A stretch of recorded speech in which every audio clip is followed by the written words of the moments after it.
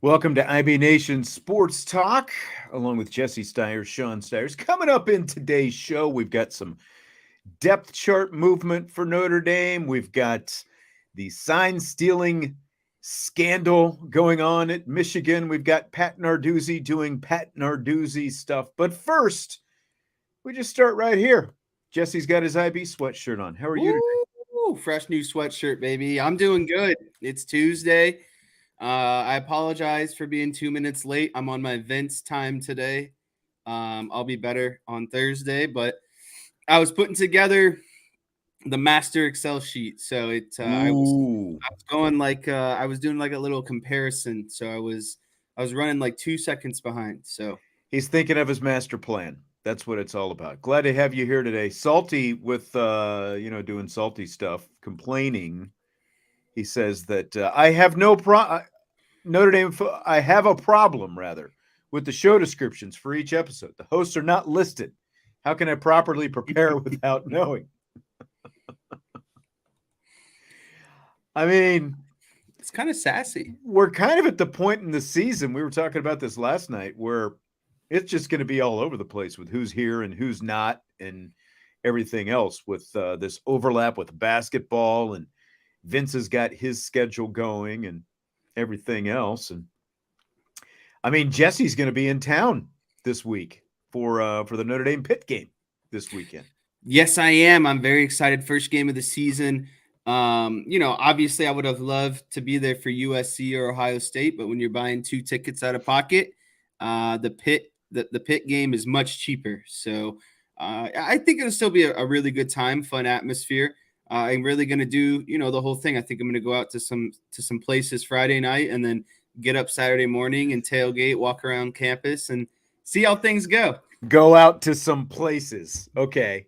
Go out to some places. We'll see how that goes. Adam likes my Houston Oilers shirt. I like the throwback. I like the powder blue. I'm a big Mel Renfro fan. so why not go for it? You have no idea who Mel Renfro is, or Mike Renfro, I guess. Mel Renfro was a Dallas Cowboy. Mike Renfro, Houston Oiler. Sorry, got my Renfros mixed up there.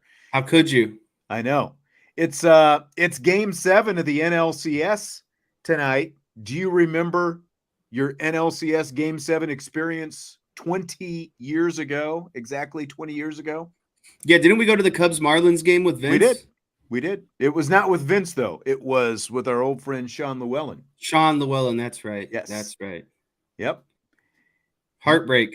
The thing that stands out to me from that game, I just will always remember the Kerry Wood home run. I swore when Kerry Wood homered for the Cubs, I thought they were going to win that game. It was a very electric atmosphere. I don't know if you remember that. You were what, 6 years old at the time, maybe something like that? Yeah, very young. If it was 20 years ago, I was 7. Yeah, 7. Okay. That's right. Because you're 27 now. Duh. Yes. So how spoiled are we, though? We got a game 7 last night. We get a game 7 again tonight. I know this isn't going to pertain to everyone here, but the NBA tips off tonight. I think we're getting close to the sports equinox, as I would say it. We are like, everything is just kind of full swing. Yeah.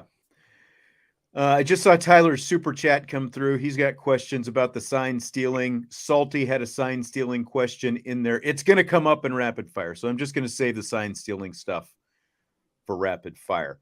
Notre Dame Pittsburgh this weekend. Before we get into some deeper analysis of Notre Dame's offense, 3 former Notre Dame football players playing for the Pitt Panthers. I guess 2 of them are playing right now. One of them, of course, Phil Jurkovec is on the roster, but 3 former Irish players. Did you know, I just found this out today because of the recruiting article that Ryan Roberts put up at irishbreakdown.com. Pitt's two highest rated former high school recruits are former Notre Dame football players. Which two do you think they are? Oh man. I'm just gonna say I don't know. And last time I tried to do this, I was Googling and got yelled at. So I'm just gonna say I don't know.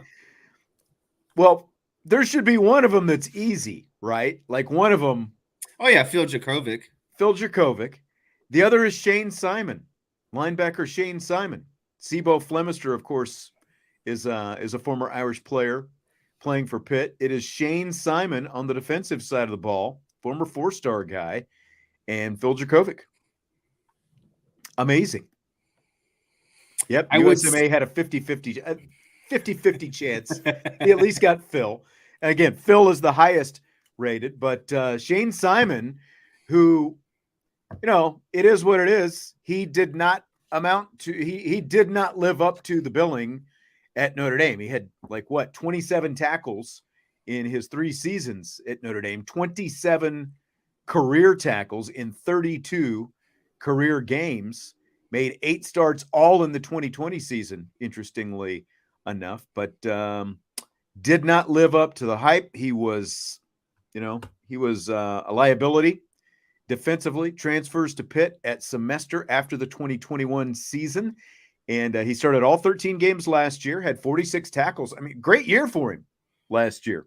Good for him.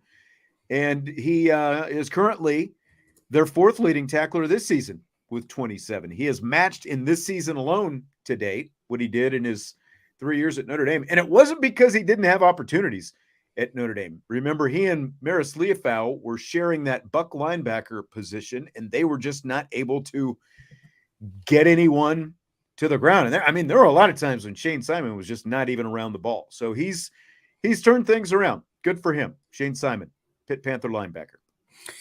Yeah, and he was able to leave Notre Dame with a degree and ends up going to Pittsburgh to get a master's degree. Those are 2 very good things, very, very good academic schools. But like you mentioned, he had his opportunities at linebacker, and there was competition with other guys at linebacker, and he just really never felt like he grasped onto it. And I'm glad and happy for him that he's making a better opportunity over at Pittsburgh. Yeah, absolutely. So things trending right for him. And he and Sibo both got their degrees at Notre Dame before transferring to Pittsburgh, and they both went over at about the same time. Sibo, 471 yards, 10 touchdowns in his Notre Dame career. His best season was in 2020 when he was their 4th leading rusher with just under 300 yards. He averaged 6.4 per carry, but he got his degree in anthropology as well, and he's now working on a second major in communication at Pitt. He's their leading rusher with 282 yards this season. Does that kind of tell you about the shape of the Pitt offense when their leading rusher, Sibo Flemister, has 282 yards coming into this game this weekend? Yeah, and you combine that with the fact that they've had to make a switch at quarterback. So switching starting quarterbacks, your leading rusher is only in the 200-yard range. I would say that things are not going well for Pittsburgh offensively this season. No. A little bit better defensively. I mean, they're a solid defensive team. They typically are. That's kind of what they've hung their hat on. And, Phil Jurkovec, we came into this season, and I know Phil came into this season thinking that this was going to be the year that he was able to come back and play against his old team, the Fighting Irish, after 3 years at Boston College. He transferred and started the first 5, and it has just not worked out for Phil. He is still their leading passer with over 800 yards, 6 touchdowns, 3 interceptions, only completed 51% of his passes. They benched him for Christian Veillere a couple of games ago, and they have split those 2 games against Wake Forest and Louisville. And Jurkovec, of course, was hurt when Boston College came to Notre Dame Stadium last year. Is there any part of you that wishes Jurkovec were playing against the Irish this weekend? No, because I just think it would add a lot more drama to just a mid game that Notre Dame has to get through after a bye week. Like Pittsburgh. But it might add some spice to a mid game. Yeah, right? but I just think it adds more drama and more stuff for people to talk about, and it would be all the the announcers talk about, and I just would get very tired of it quickly. And maybe Notre Dame is Phil Jurkovec's curse. When Notre Dame's on the schedule, he just can't quite make it to the Notre Dame game or even throughout the season. And so while he gets so wrapped up about what Notre Dame did or didn't do to him, I think that it's maybe hurt him in the karma points down the road, because now he can't even get to the Notre Dame games. He can't even, play those games against Notre Dame. Yep. I mean, he got to, remember, I think it was his first year at Boston College. He did at least get to play against Notre Dame. That was at BC. Things worked out for the Irish in that game. And, it just, I don't know. After all the stuff last year, I'll be curious to see, because he didn't even make the trip with Boston College to Notre Dame last year. Remember the Instagram post and the cultural appropriation of the Dropkick Murphys and all that crazy stuff. I'll be curious to see if Pat Narduzzi tries to keep him quiet this weekend before the game. It's going to be interesting. But they don't play Ship It Up to Boston anymore. I don't know if they consciously changed that because of him, because they were still playing Shipping Up to Boston last year. They've switched the Dropkick Murphys song to The Boys Are Back. The boys are back and they're looking for trouble and all that. So no more Shipping Up to Boston, though. So Phil doesn't have to be concerned about that. I would say that we probably won't hear too much from Phil this week, to be honest with you. And remember, he had apparently asked to play tight end. That's what the reports were anyway. And they said, no, you're not playing tight end. You're the backup quarterback. I didn't hear that report. You didn't hear that? Yeah. No. He wanted that. And that's something that he wanted to do here when things weren't working out for him. He had asked to switch positions and ultimately ended up staying at quarterback and then just ended up transferring rather than switching positions to tight end. So it's not the first time tight end has come up, but oh well. So do you have some what do I want to call it? Do you have a wealth breakdown? Do you have a wealth of information for us today? I think so. All right. So before you get to that, and I do have some questions, by the way, startup. People are going crazy. It's like tomorrow is mailbag day, guys.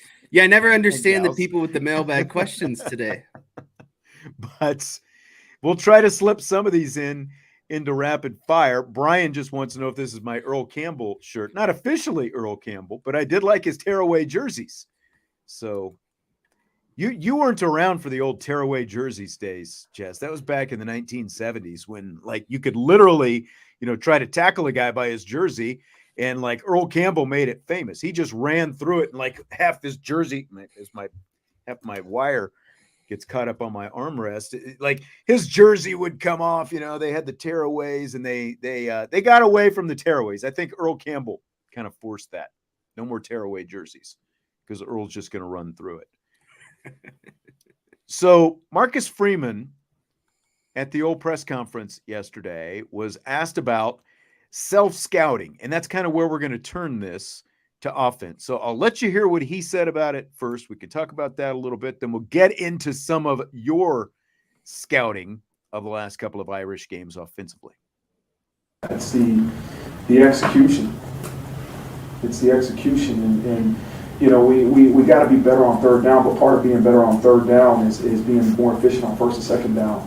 And there's not just the one common theme in the last 3 or 4 games that we say this is the reason. Each game has its own different story that we have to continue to attack. 5 turnovers one game, right? And that's a different story than last week. And so we have to continue to build confidence in taking shots.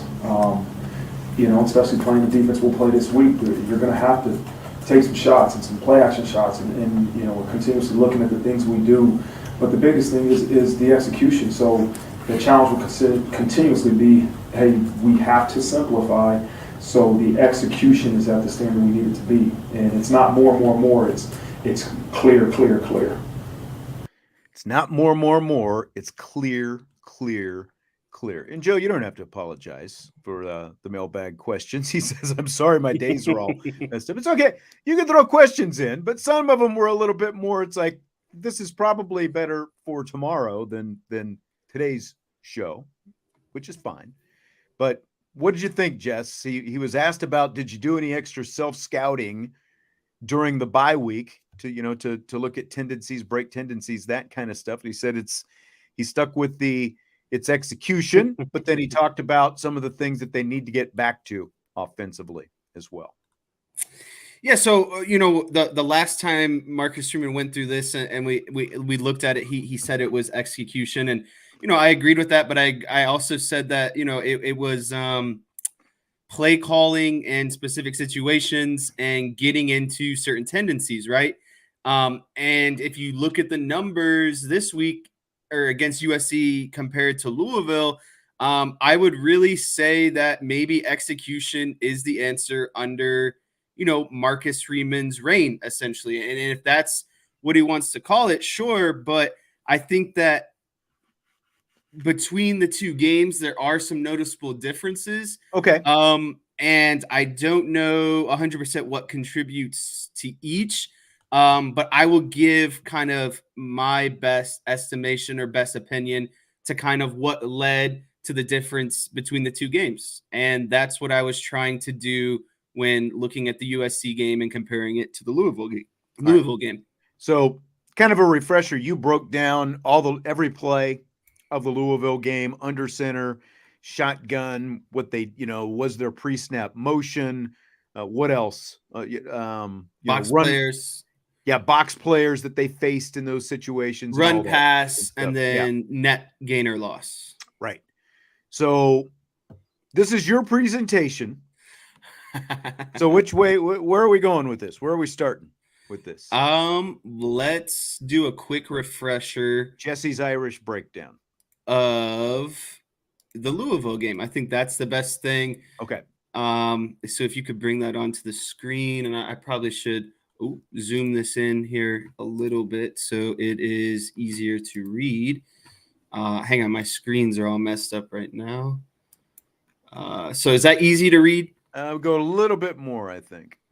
All right, a little bit more. So again, this is and I should say that for this game, I took out the box count because I didn't feel like it was as prominent as a stat. Okay. And so I excluded kind of box count, but the main thing I was looking at is obviously first what the down is, what the personnel is. Are they in shotgun or center? Is it a run or pass? Is there pre-snap motion? And is there gain or loss on the play? So all of this boiled down to some nice, easy numbers over here. Remember, this is from the Louisville game. Yeah. So there was 55 total plays. Of those 55 plays, there was 18% pre-snap motion rate. There was 11 plays out of under center out of the 55. So that's 20% of their plays are under center. Out of those plays, 82% of the time it was run when under center. And then when it was run under center, it was an average of 1.9, or let's just call it 2 yards of gain. And then out of the remaining plays, there were 44 shotgun plays. And then out of shotgun, the pass percentage was 75%. And then obviously if the pass percentage is 75%, then the run percentage is going to be 25% out of shotgun. So one thing I added when looking at USC is I did kind of another breakdown of first down yards in one column and what those plays were, and then the average yards per play per down. So first down, they were averaging 4.2 yards. Second down, they're averaging 4.7. But if you take out the big phase-on play for 36 yards, it was more of a 2.9. The only reason I took that out is because it was an outlier, right? Like it was an extreme. It was like on the extreme end. Mm-hmm. And then if you look at third down net, they're averaging just about 3 yards per play. So I think that these are important to look at because it helps you understand, is Notre Dame getting into better positions on the early downs, on first and second downs, and then, not setting themselves up for some long third down situations, which they did against Louisville, right? There was a ton of third and longs, and when you're only averaging 3 yards per play on third and longs, that's That's no good. I think the only thing that, now that I think about it, that I would add to this to add some context is like what would be the average third down distance, which actually I could easily do. So give me 1 second, just because I want to see what that looks like for both games. So just give me 1 second here.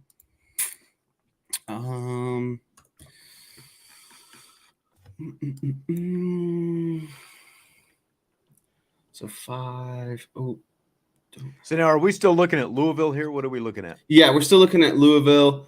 I'm just trying to figure out. You know what? I'll skip this because it might just take a little bit too much time. Okay. But yeah, so this was the breakdown for Louisville. And again, that I think the biggest thing that stuck out to a lot of people was the lack of percent of motion. When you were under center, it was obviously going to be, run 82% of the time. And when you were in shotgun, it was obviously going to be pass, which was 75% of the time. Right. So let's go over to USC. And if you look at it, again, all things considered, same things were looked at: down, personnel, run, pass, motion, gain, loss. And if you go through all of the plays for this one, you have 44 plays. And the first thing that sticks out is percent motion in this game jumped from 18%. Why don't you blow this one up just a little bit more? Blow this one up a little bit more. Okay. Percent motion jumped from 18% to 52%. Wow. Pre-snap. So just about half the plays, 1 in every 5 plays was basically motion, and now 1 in every 2 plays had pre-snap motion. So that's a big one right there. And yeah. I think that I'm curious how much they hear the noise, because we were talking about some of the the top NFL offenses like Miami, Kansas City, maybe Philadelphia you could put in there. A lot of these highly rated offenses run a lot of pre-snap motion, right? And it's just you're able to manipulate the box a little bit better, and you're able to get a read a little bit better, pre-snap coverage, those sort of things. So that was the big thing that I noticed, first of all, is a jump from 18 to 52%. But the run percentage under center actually went up a tick. Wow. Believe it or not. So they were 82% run percentage under center against Louisville, and against USC, they're actually 5% higher. They're 87% run under center. So out of 15 plays, they ran the ball 13 times under center. But the thing that changed the most is their net gain went from 2 yards against Louisville under center to 4 yards under center against USC. So they doubled up their yards basically when they went under center. So if you're Marcus Freeman, you're looking at those comparisons, you're actually running the ball more under center. So you're adding to your tendency, but I guess you're just executing better, right? Because you went from 2 yards to 4 yards. So what did Notre Dame do in that what did they do essentially to go up 2 yards, right? Because they were running the ball more under center, looking at tendencies. I think one of the bigger things that added to this is they had a lot of, after some of those turnovers, they had short fields in the goal line. So they were running the ball. And I think formationally, and, correct me if I'm wrong here, but they went like that 14 or 13 kind of personnel I formation, and then they would motion and get into where they had like 2 fullbacks in the backfield that were tight ends, and then a running back. So maybe you can attribute more success to a formation that they started to run that I can't remember if they had run before. I don't think that they had run it before. Again, they were going like tight personnel I formation, and then they would motion, and then one of the tight ends would come to the backfield, and they'd be splitting basically the center, and you'd have 2 tight ends with their hand in the ground, basically fullbacks, and then obviously your running back still behind them. So, maybe that helps. Maybe it was a formational thing that they got into against USC. I think obviously a big factor is USC's defensive line / linebackers are nowhere near physical that Louisville was. I think that also has to be, what contributes to that as well. What are your thoughts, I guess, looking at those numbers? Well, I think that they're very interesting, and I think that you hit it on the head, regardless of what the formation is, whether it's shotgun. And can you blow it up a little bit more? I'm having a hard time seeing some of these. Like, I'm trying to kind of key in on some, and the numbers are so small. Maybe I need to blow my screen up here as well. Mr. Old Eyes with his glasses.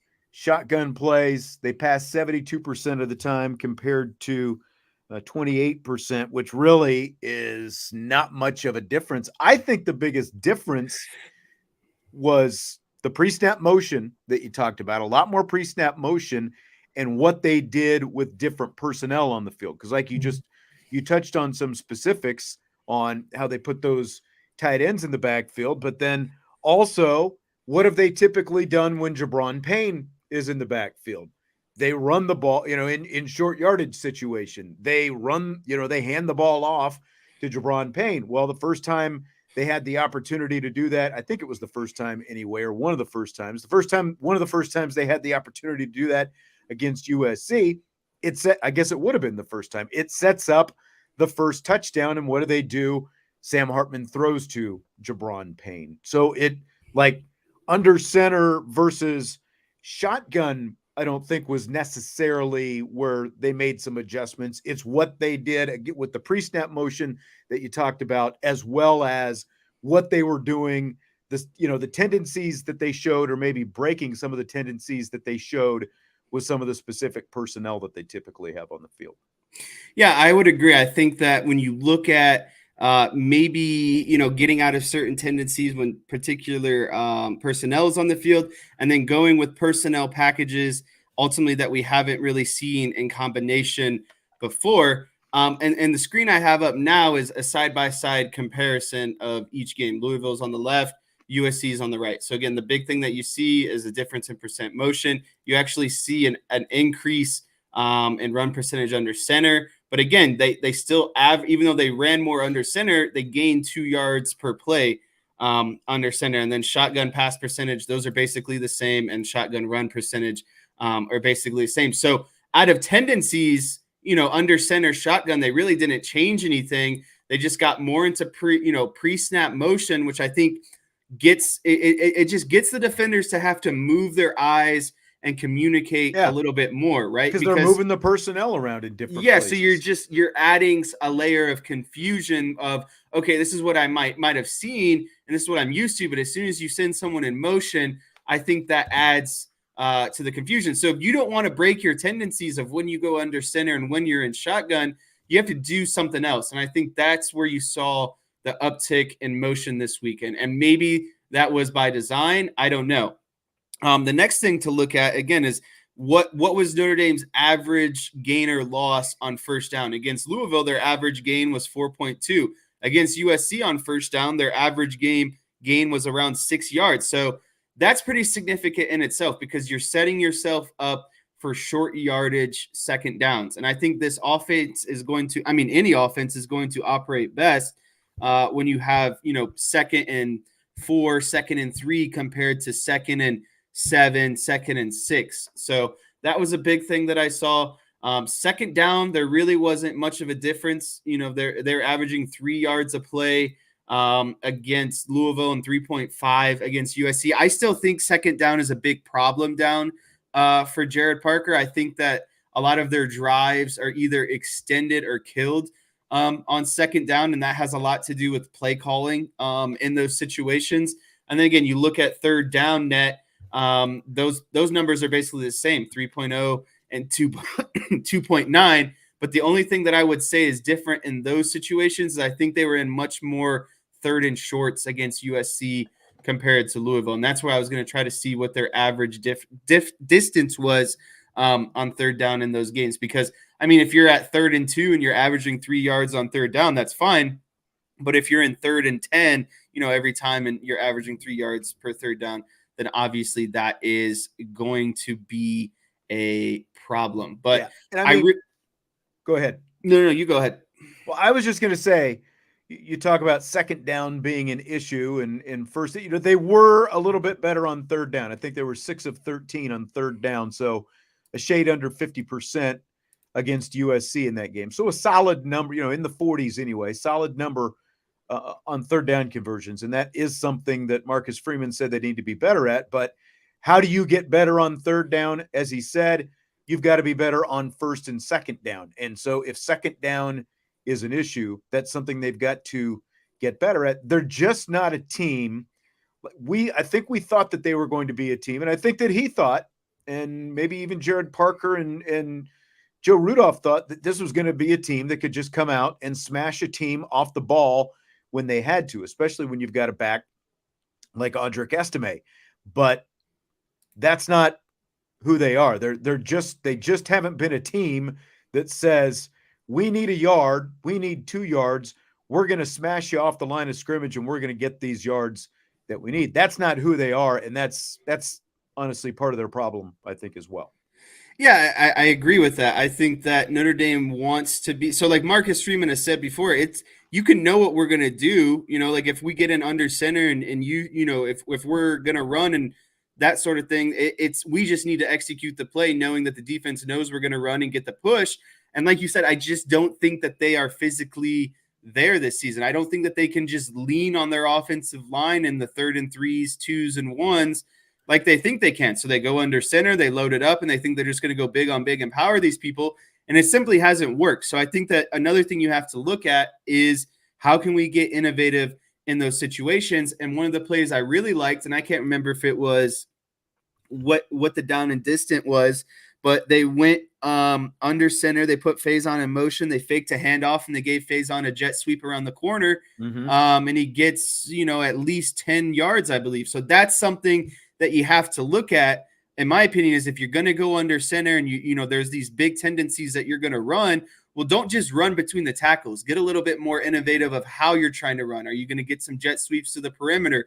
Are you, there's certain things you can do to disguise your tendencies still, right? Like if you're dead set on going under center and running, again, that's fine, but do more things to be creative if you're going to go that route. Yeah, I have no problem with running, but again, like, does it have to be Audric Estime up the middle so often on first and or second down? It seems like we see that quite a bit. Yeah, and that's where I think you would see a lot of the choir of people, or the chorus of people saying, where's Jeremiah Love on getting to the perimeter on some of these third down plays or short yardage situations? Where's some of those maybe outside zones or some stretch plays off the end, or maybe some end arounds, or whatever it might be? It just can't always be Jabron Payne and Audric Estime up the middle under center, because that's what everyone in the stadium literally is expecting. So we've got a question from Andre. He wants to know which position group on offense and defense we need to see step up more. I mean, offensively, the wide receivers need to step up to an extent, but really the quarterback, I think, has to kind of get some things figured out himself. Is he just what exactly he's willing to do, who he's willing to trust, who he's going to throw the ball to, all those different things.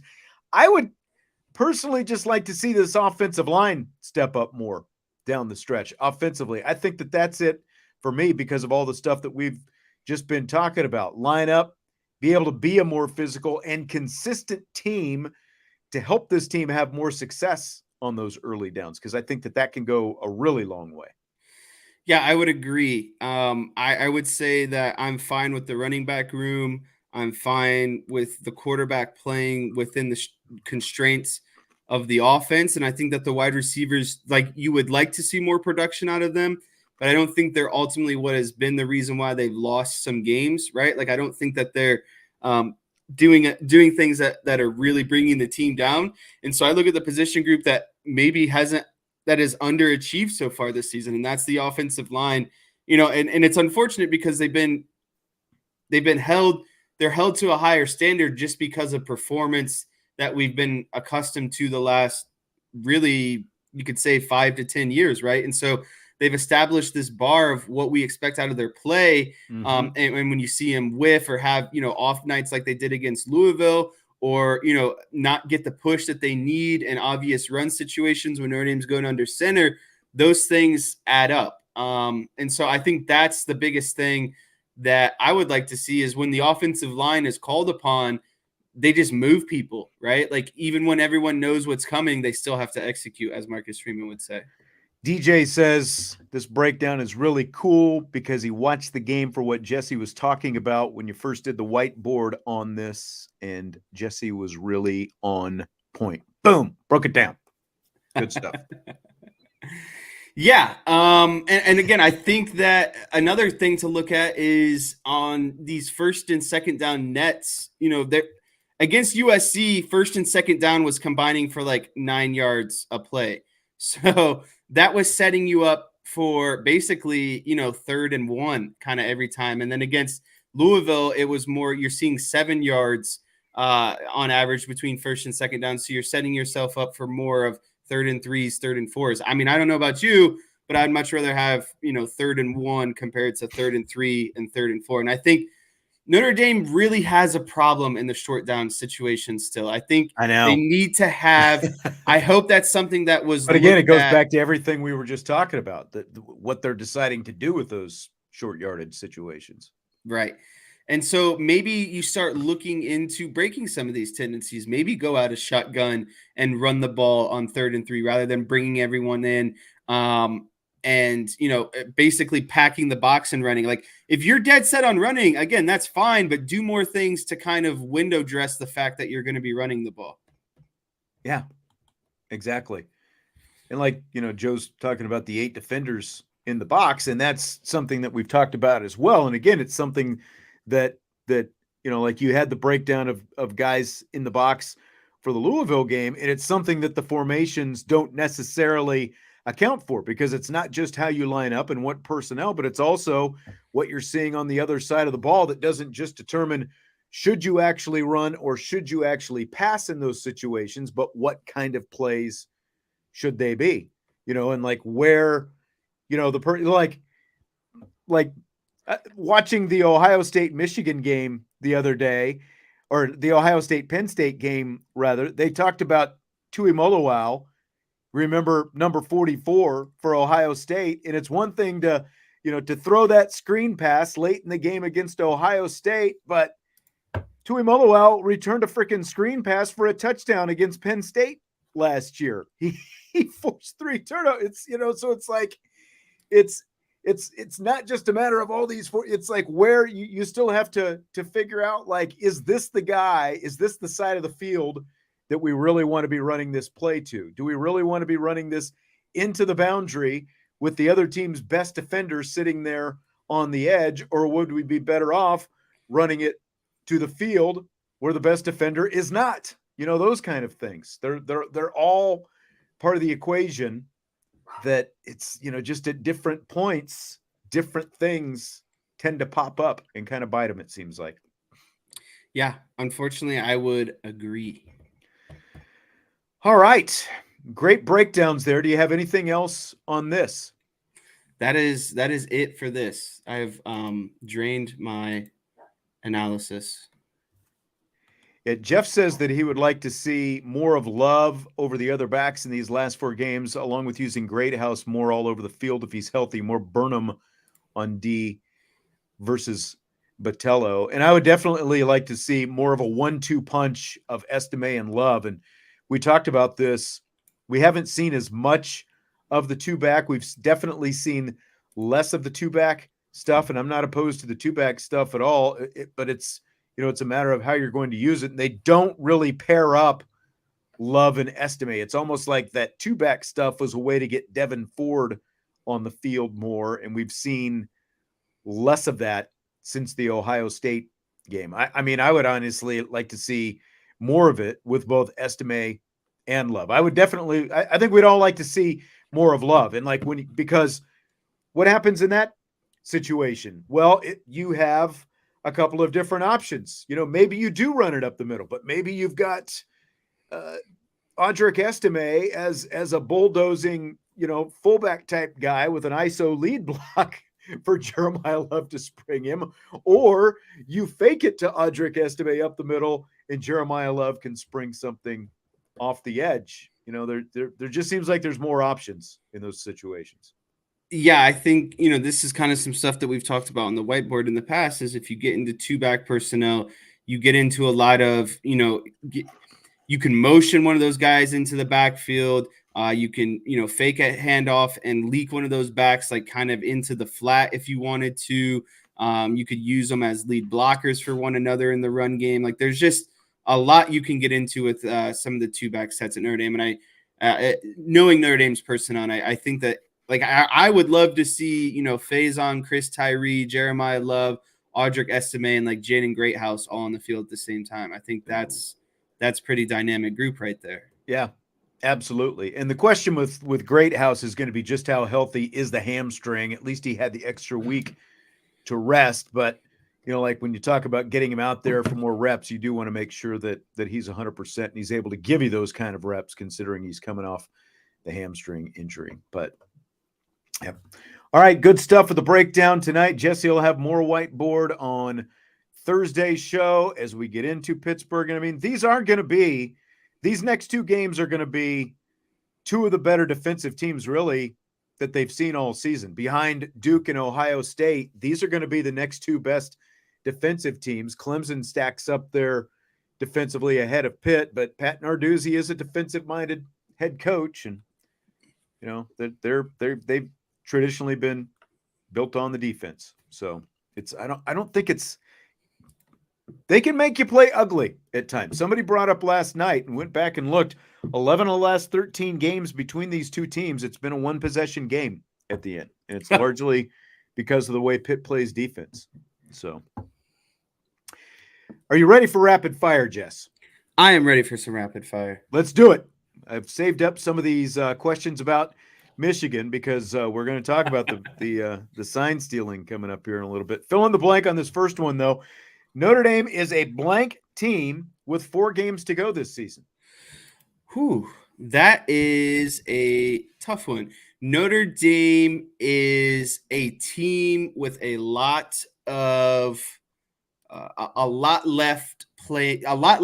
to play for with 4 games left to go in the season. I was thinking about this the other day, actually, when talking to some friends. Like, Notre Dame, quite honestly, is, just a couple ticks away from being, 7-1, 8-0, all depending on how you look at it. Like, obviously Louisville was a bad game, but there were some plays in there that if they broke Notre Dame's way here and there, that they could very easily have won that game. And obviously everyone knows about Ohio State. So, like, obviously you got to put those things behind you. But I still think Notre Dame is a super talented team. And I think they have a great opportunity with 4 games left to really end out the season strong and end up with double-digit wins. And as long as they keep winning and these teams keep dropping ahead of them, they should easily find themselves in the top 10 at the end of the season.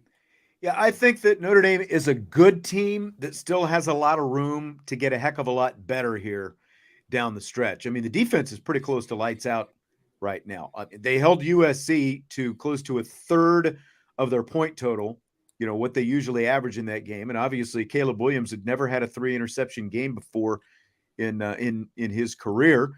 Offense just has to find its groove. They got to average, better than 2.9 yards a carry like they have the last 2 games. They're too good for that. We just talked about that a little bit.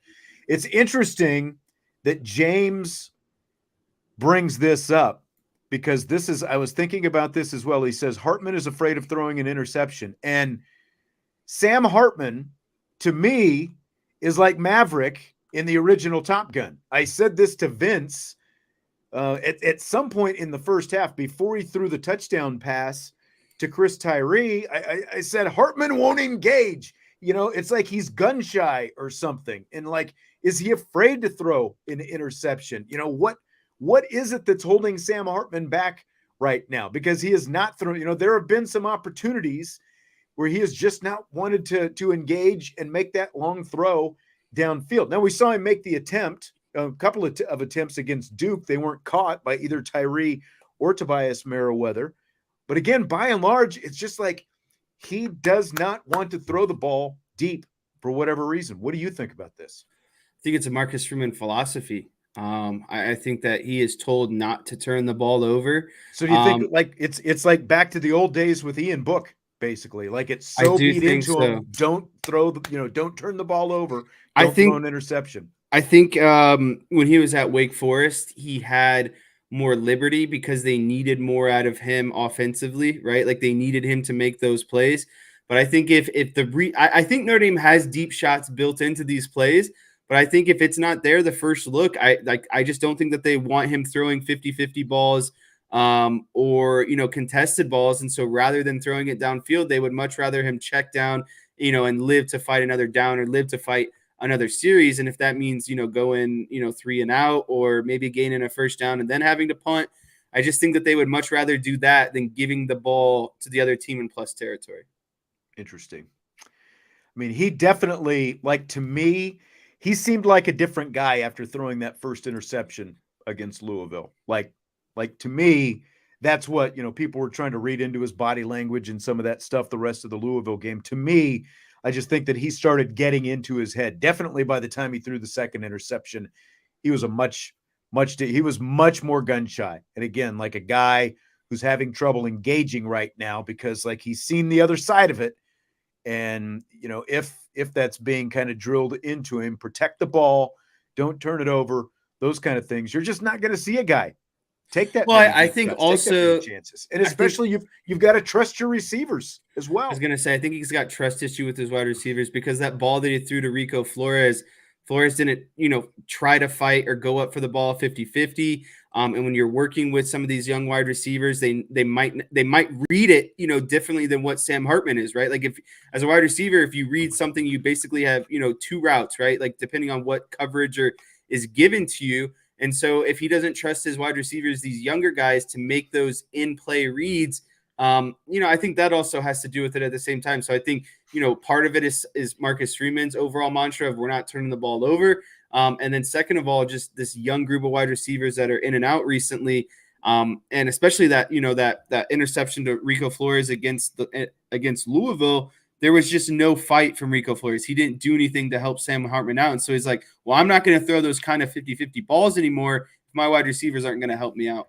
But it's interesting because Marcus Freeman was talking yesterday about Tobias Merriweather and was saying that they need to throw him more 50-50 balls. Don't just throw to him when he's wide open. Go to Tobias more. We're going to talk about Tobias here. Well, and Joe says Hartman deserves some of the blame. I disagree with that because at Wake Forest, he was cutting the ball loose. So what if it was truly on Sam Hartman, it would be him chucking the ball up and getting intercepted against Notre Dame. I just don't think in this offense he has to do that. And let's not forget, he's only had one really bad game. It's not like he's had a series of horrible games. Now, he has not been his best these last 4 games, but they've also played the 4 best teams on the schedule in these last 4 games. But he still only had the one bad turnover game. I do think that some of the chemistry comes into play.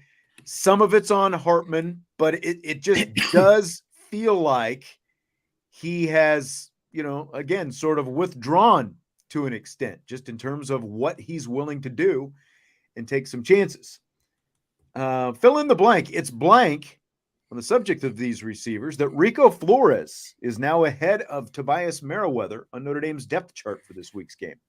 It is very surprising that Rico Flores is already ahead of Tobias Merriweather because last season, my biggest criticism of Tobias and why I figured he wasn't on the field is he didn't have the trust of the coaches and he didn't know what was going on 100% of the time. And now enters Rico Flores, who is, basically in Tobias's shoes from last season, and he's already on the field getting much more playing time than Tobias Merriweather. Here, I'm just going to go out and say it. As soon as I saw this, I didn't think it was a good thing for Tobias, and I ultimately would not be shocked if towards the end of the season we see his name in that transfer portal. Because listen, if you are supposed to be kind of the next guy at wide receiver, and now you're already getting passed up by guys younger than you, I just don't think that bodes well. I think you're starting to see, why the running back that transferred to LSU, Logan Diggs. He saw the incoming freshman talent coming behind him. Like they already have Faison, they have Rico Flores, they have Jaden Greathouse, and then that doesn't account for some of these other stud wide receivers that are coming in the next recruiting classes, right? And so I just ultimately think if Tobias is getting passed up right now already by a true freshman, I just don't think that's a good look for him down the road. And I wouldn't be surprised if you saw him, potentially pack it up. Well, at some point, I'm not going to go that far, but at some point, the performance has to meet the talent level. This is an ultra talented guy, but the performance, especially in these last 3 games, has not met the talent level. And that's where he's got to get to. Like you talk about Hartman throwing that 50-50 jump ball to Rico Flores. Like, okay, so part of that is on Sam Hartman. Part of that is on Rico Flores. Part of that is also on the play design and the play call in that situation, because that is not like Rico is good a freshman, as Rico is. That's not the guy who I'd want going up for a 50-50 ball just based on his body type. Now, if I look at Tobias Merriweather's body type, that's the guy I want going up for it. But again, does performance meet the talent level? It hasn't, because he has had some of those situations where he can fight for the ball, and he's, kind of been in the, in that kind of, not necessarily true jump ball, but like that deep ball where he was called for the pass interference. Then he ended up dropping it against Duke. I mean, that's about as close to a 50-50 ball right there. He didn't make the catch. He's had some opportunities. Like, I think maybe what you're hoping is you just got passed by a freshman. He's talented too, but so are you, Tobias Merriweather. And the talent has to start, or the performance has to start meeting that talent level. And maybe this motivates him a little bit. I don't know. Like, something needs to happen, I think, between the years for him to kick it in gear, because we've said all along, the talent's there, but the performance has to meet it at some point, and it just hasn't met it. So something has to be the motivator. And maybe this is the motivating factor for him when you get passed officially on the depth chart. Yeah, to me, there's no other form of kick in the butt motivation than seeing someone pass you up on the depth chart in the middle of the season. So yeah, someone also kind of referenced it in the chat. I just don't know about Tobias Merriweather's inner drive, or like that mentality that he has of being a competitor, and those sort of things. And hopefully, maybe he gets to the point of realizing that the talent, you have to put in even more hard work, and that, the talent and work that he's put in already isn't quite enough. See, and this what I'm going to say is not a knock on him, because there are a lot of talented guys who have fallen prey to this, especially when you're coming out of high school and you're told how great you are, and you go out on the field and you prove that you're great in high school. But as you know, it's something else when you go to the next level, and you can't just always get by on being the most talented guy in the room. There still has to be some work that goes with it, and the desire that goes with it to be truly great. And that, I think that's just where Tobias has to be right now. Is he willing to put in the work and, motivate himself to some extent to go be that guy? Because he can absolutely be it. It's just a matter of putting it together. Fill in the blank. It's blank that during his press conference this week, Pitt head coach Pat Narduzzi was asked about penalties being called both ways in games. Had nothing to do with Notre Dame, but he decided to reference what he thought was a missed pass interference call the last time his team visited Notre Dame 5 years ago. I thought it was hilarious. And the reason I thought it was hilarious is because of how just rent-free it seems to be that Notre Dame is living inside of his head. Because if you can, basically spin a question to be about Notre Dame from 5 years ago, right, and you keep consistently losing to Notre Dame in close games, that's what you're going to think about. And so it is clear that he is not a fan of Notre Dame. It is clear that it bothers him that he can't beat Notre Dame. And so what does he do? He started immediately throwing shade or deflecting blame on other aspects of the game. And it was funny because I saw some people quote tweet this earlier in the week and were like, are you referencing this call where Notre Dame's wide receiver is getting held? Or are you referencing Miles Boykin? Yeah, that call, or, what is it? But it's clear that Pat Narduzzi feels like he is up against the refs when playing Notre Dame, and it adds to his frustration when he can't beat Notre Dame. If there was a dictionary definition of the term living rent-free in your head, it would have a picture of Pat Narduzzi, and there would be like a thought bubble with Notre Dame inside of it, because this guy, anytime that he gets, I mean, the guy hates Notre Dame. Every chance that he gets, he throws shade at Notre Dame. He's always complaining about Notre Dame not being in the conference. You know, they're in, they're out. I'm surprised that didn't come up this week. He accused Notre Dame of trying to use back channels to get Kenny Pickett to transfer to Notre Dame a few years back when Kenny Pickett was still playing for the Panthers. It's just he's always got something. And I don't know if it's because of his days at Michigan State when Notre Dame and Michigan State were playing, you know, when he was still defensive coordinator there, like if that's where it started, or if it runs even to, like, was he not recruited by Notre Dame at some point? He thought he should be. I don't know.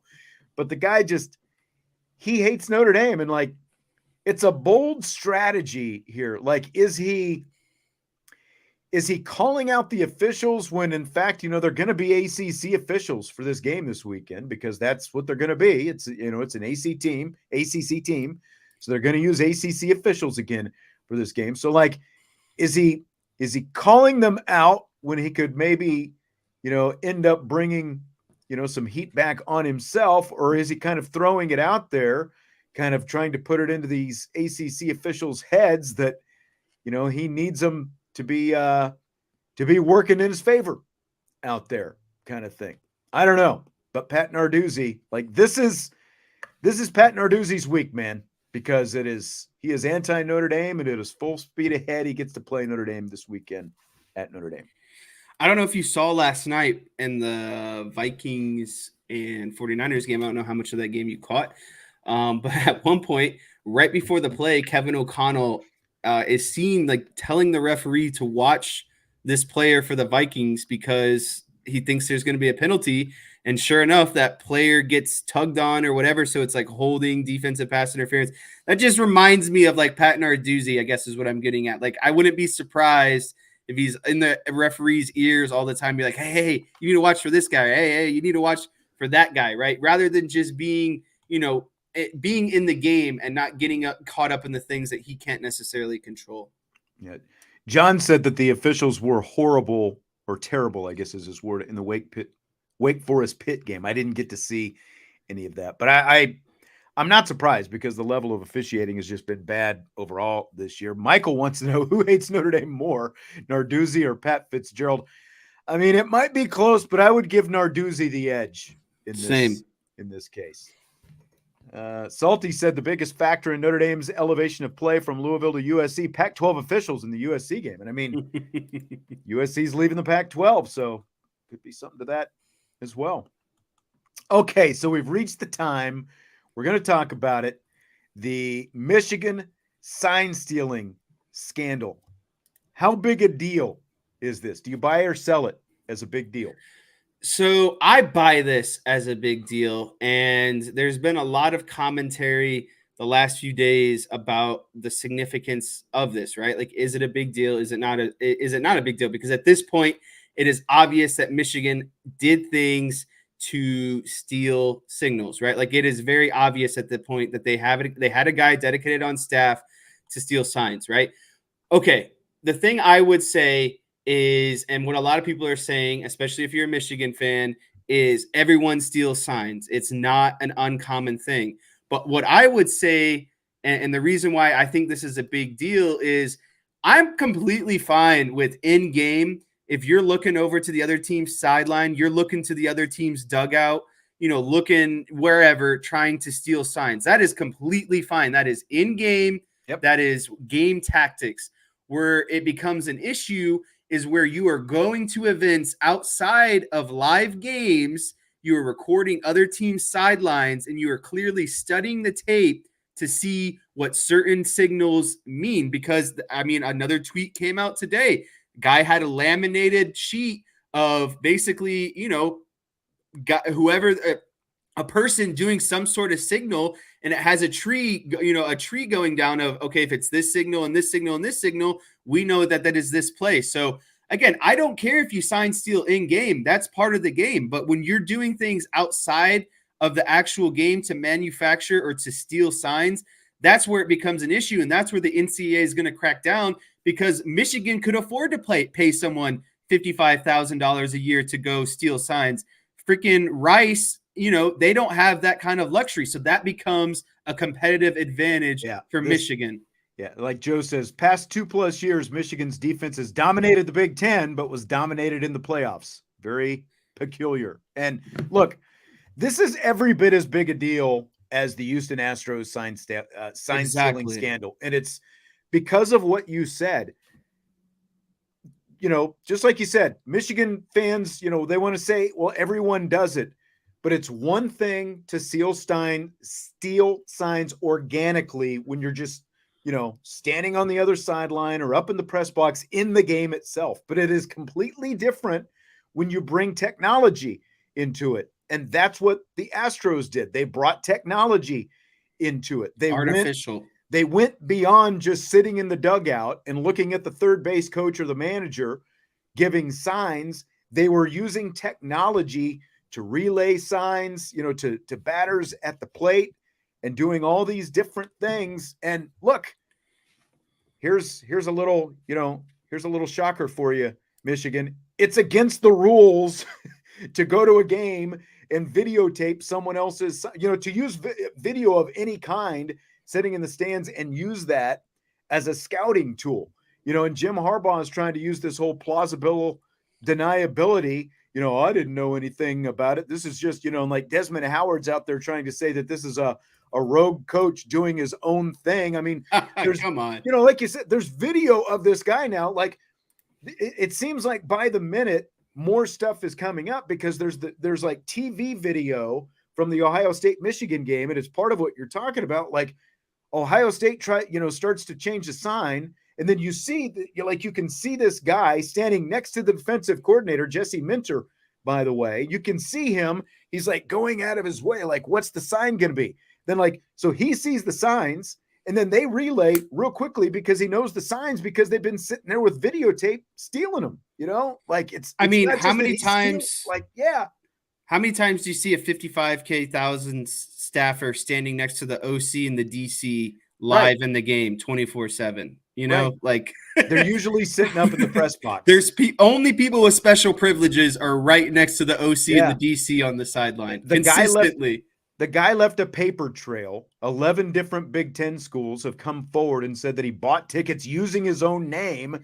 And apparently, there's all these Venmo transfers where people are saying T-shirt purchase, like $500 T-shirt purchase or whatever, and it's like, I what would really be funny is if, he tried to turn in the receipts for these tickets, or if he did end up getting reimbursed for these tickets by Michigan as well. But it's just incredible. Again, it's against NCAA rules to scout in person. That, you can get all the game film that you want. That's it's definitely against NCAA rules to use technology to record a different team's signals. So going back to what you started with, you can say, well, everybody steals signs. In the game itself, that's fine, but you can advance scout and use technology to record this stuff. Like any TV station, any fan can record this stuff, but as soon as a member of a team starts using it to try to gain an advantage, it's against the rules. It's just against the rules. My phone unfortunately died, but there was a stat that there was this great TikTok this morning, and the last slide was Michigan's record against the spread before the sign stealing and after the sign stealing.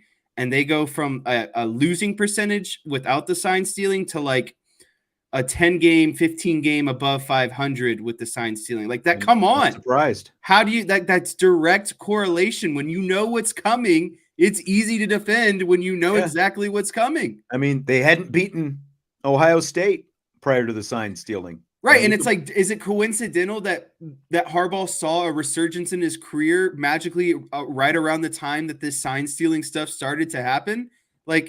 It's just not hard to put piece together. unfortunately, Michigan and is going to try to decline and say Harbaugh had no, interaction with this or no knowledge that it was going on. I mean, that's complete garbage to me. And I just, Harbaugh was shopping the NFL. And depending on how this stuff goes with the NCAA, I think that, you might see at the end of the season that mutually sides have parted ways, or, whatever the terminology is, just because he'll be done with it, right? Like he's already kind of showed signs of wanting to be done with it, these past couple of seasons. I just really think if this goes ultimately really bad, he's just gonna be, I'm done with the NCAA. I'm going to go back to the NFL and live my life. Joe wants to know, how does the Big Ten handle the Michigan problem to save face for the conference? Do they ban Michigan from playing in the Big Ten championship game? Salty, should Harbaugh be removed as head football coach until the investigations are over? I do think you have to let the investigations play out and find out what they know. But, to your point where you were just talking about, as the head coach, you are responsible for, whatever if you have an assistant coach on your staff commit any violations, the head coach is ultimately responsible for them. I do think you have to let this play out and let, someone come to a conclusion. But again, like going back to the Houston Astros thing, both the manager and the general manager lost their jobs over that. And I think this is every bit as serious as that. I think the Big Ten, I don't think the Big Ten is going to take any action against Michigan during this season. I think if anything happens, it's all going to be retroactive. So I don't think anyone's going to be, removed during the season. I don't think anyone's going to, like the Big Ten is potentially going to keep Michigan out of the Big Ten championship game. I don't think they'll be left out of the playoffs, again, assuming they're in those positions. But I think after the fact, a lot can and should happen to both Harbaugh and his program for this. Well, what's funny is naturally last season, the one game that they didn't have scouts at and steal signals, the TCU game, the playoff. Yeah. And their defense looked abysmal against TCU, and they lost against a team that they probably should have beat considering how they played the rest of the season. So it's just, again, nothing is coincidental in my opinion. Results. I can and I agree with Salty too. Harbaugh knew, again, when the guy 100% knew. When the guy stealing the signs is planted next to the defensive coordinator and is looking at the others, and they've got him on cameras looking at the other sideline to find out what, signals are being relayed into the field, and then he's telling the defensive coordinator what to call. Harbaugh absolutely knew about this. Again, what do you think? He can play the plausible deniability card and say that he didn't, but again, he's still ultimately responsible regardless. But he knew. He knows. There's no way he didn't know. That's why this guy is on the staff. He probably pitched himself as a guy who could do this kind of stuff. Let me ask you this. Say the investigation doesn't conclude until the end of the season and Michigan goes on and wins a national championship. Do you think that it would be vacated? Do you think it would be removed, or do you think it would just be an asterisk next to it? I don't know. Good question. But, again, like going back to the tickets, the guy had tickets on both sides of the stadium for last week's Ohio State Penn State game. And guess what? The tickets wasn't there. Used. That's right. They didn't use the tickets. Coincidence? So, they're not going to be doing it the rest of the season. So we're going to find out pretty quickly just how much this actually meant to them. And, now they've probably got a pretty good base of, signals from some of these teams that they've already stolen signals from. But people are getting so confused about how the signs were stolen. And that's the biggest thing that I would conclude this on is when you do it organically and you're just in game looking across the sideline or the dugout, that's completely fine. But when you're introducing technology, you're going to, you're flying to other games, you're videotaping, all of this stuff. It's like, it's a clear violation. I don't understand how people don't see the difference between the two. Yeah. And like Joe said, guy making $55,000 a year didn't pay for the tickets, hotel, airfare out of his own pocket, for these people to go to these games.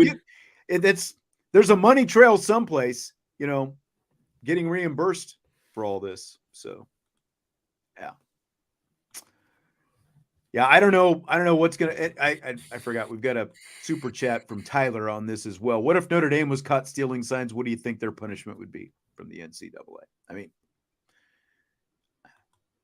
we saw what happened when they self-reported their Right. academic tutoring issues a few years past, and that was enough to vacate wins. I think you would expect something similar, if not worse, in this situation. Yeah. And I think ultimately what he's getting at is that the hammer would be dropped harder on Notre Dame, and I don't disagree with that. I think that ultimately that's kind of what happens. But to me, the funny part is being stuck in Michigan and Ohio and had living in both states and hearing that the fans butt heads with each other. Michigan always takes the moral high ground when talking about Ohio State and just talking about how morally sound they are and how they don't stoop to certain levels that Ohio State does, and et cetera, and et cetera. All of that's out the window now. Michigan is morally corrupt, and I don't think they have anything to stand on now at all. Completely agree. Fox Sports analyst Emmanuel Acho says Caleb Williams should consider sitting out the rest of the season because the Heisman is now a long shot.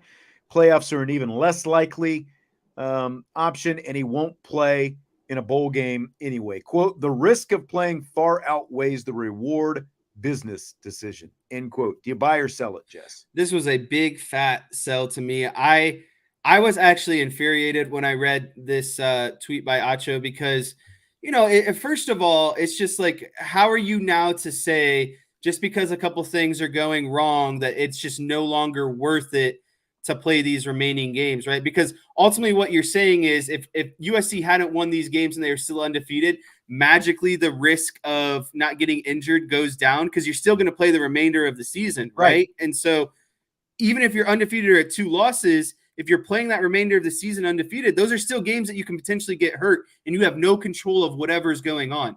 And so that argument, one, goes out the door to me. And second of all, it's just you're basically creating an atmosphere in college where guys can say they can quit when things don't go their way anymore. Right. And how are you able to consciously say that when there is youth all around the country and the world watching football, right? And so now we're just teaching young players to quit just because they lose a couple games and, their status of going on to the next level might be in jeopardy. I just think it's a bunch of bullcrap at the end of the day. And I think Acho should be ashamed of himself for even tweeting something like that. I completely agree. Where's the accountability? And Acho is a guy who played in college. Obviously, he played in the NFL for a time. And is it all just a business decision, or is there any accountability, for Caleb Williams? Now, obviously, he's not just throwing in the towel, but I think it's ridiculous that Acho, would even come out. He just started the conversation. He planted an idea that had no reason of even being brought up. Like that should never be a conversation. Yeah, Lauren says that Caleb should at least fake an injury if he doesn't want to finish the season. And it's like which one of the Bosas a few years back. He just decided he wasn't going to come back and opted out for like half a season or something like that. And we've seen other guys just decide, well, I'm not going to risk it. And it's unfortunately it's happening more and more. And I'm kind of surprised that we haven't seen more of it. Like if you're being projected as a first round guy, I don't even know how much NFL teams take that kind of stuff into account anymore. Is it all the talent? And, especially when you're a quarterback and you're seen as the number one pick. But I think it's ridiculous that Acho would even float something out like this. Because, there are literally thousands of guys who aren't going to be playing for one of the 4 teams who play in the national, in the college football playoff at the end of the season, but they're going to play the entirety of their season as long as they're healthy. Yeah, like where's the sense of pride if you're Acho, right? Yeah. Like there's just I about threw my phone when I read that. I was just so mad because it's just teaching all of the wrong things at the end of the day. Yep. So Alex Rodriguez says he's upset the Yankees didn't retire his jersey number 13 and allowed Joey Gallo to use it when Gallo played for the Yankees a couple years ago. A-Rod says his comments about the Yankees as a TV analyst likely kept it from happening. Do you buy or sell that? I'm gonna sell that the reason why it's not being retired is because of specific comments that he's made about the Yankees. And the next thing I would like to say is I just think it's hilarious that they let Joey Gallo wear his number, right? Like, if of all people, that's the funniest part that it to was me, because Joey that's like Gallo a slap in he the got to face. wear I it. agree Yes. with A-Rod. That's a slap in the face, allowing Joey Gallo to wear your uniform, right? Like, if you're gonna allow someone to wear 13, it better be like the next A-Rod, right? Like, it should be what the Cowboys do with 88. It gets passed down to the next legacy guy of the organization. But to just allow anyone to wear it, okay, I understand, A-Rod. I would be pretty upset about that too, considering how many years you were at the Yankees, all the success that you had, etc. But I don't think his comments as a TV analyst is what led to that decision. So that's why I'm selling it. I just don't know what that reason is, though, overall. I could speculate that maybe it's the steroid stuff. Maybe it's, that there hasn't been the best relationship between A-Rod and the Yankees ever since he's left. Maybe it's because he doesn't, love Derek Jeter the same way everyone does in the Yankee organization. Whatever it might be, I'm not sure. But I don't think it's just because he says some things here and there as an analyst, because that's his job. You can't just say nice things about the Yankees all the time. Is there anyone who lacks self-awareness like A-Rod lacks self-awareness? I mean, or maybe he just tells himself. Derek Jeter's up there from the other night when he didn't want to put on the cowboy hat with everyone else. That's true. That's true. I mean, this is a 2-time steroid offender. Like, that's not the guy whose jersey this is the New York Yankees. Like, you are not. I don't think anyone ever considered retiring A-Rod's jersey number. But to me, the icing on the cake is just what we talked about. It's not just they didn't retire it. They let Joey Gallo wear the number. It's just hysterical. He was just not thought of in that reverence that he thinks he was thought of, And you can say, well, he was in Jeter's shadow, and you're right. Like, Jeter lacks some of it as well. It's like, come on, man. Poppy bought you the hat. Put the hat on. Put the cowboy everyone hat else on, has Jeter. the hat on. They're laughing, joking around. He just looks at it like, oh, Lighten up a little I'm not bit. putting that on. Yeah. Looked at it like it was the dumbest thing ever. I think the combination of steroids and his I just don't think the poster child of that organization during that era was Jeter. And I think, unfortunately, that's the only person that's going to get praised consistently. And then you add in the fact that A-Rod was kind of, it looked at as the Robin to, Jeter's Batman, and you combine steroids. It's just, I don't see it changing. But you just can't be one of the least liked guys around and think that they're going to retire your jersey number when it's all said and done. Maybe you should do more things to maybe, get on better graces with the Yankees if he's that concerned. So Elon Musk just celebrated the 1-year anniversary of buying Twitter, which is now, of course, known as X. But he plans to start charging users $1 a year to allow them to post on the platform. So if you want to post on Twitter, you're apparently going to have to pay $1 a year. You can still scroll through Twitter and read other people's posts for free. But if you want to post, you got to pay $1 for a year. So would you pay to post?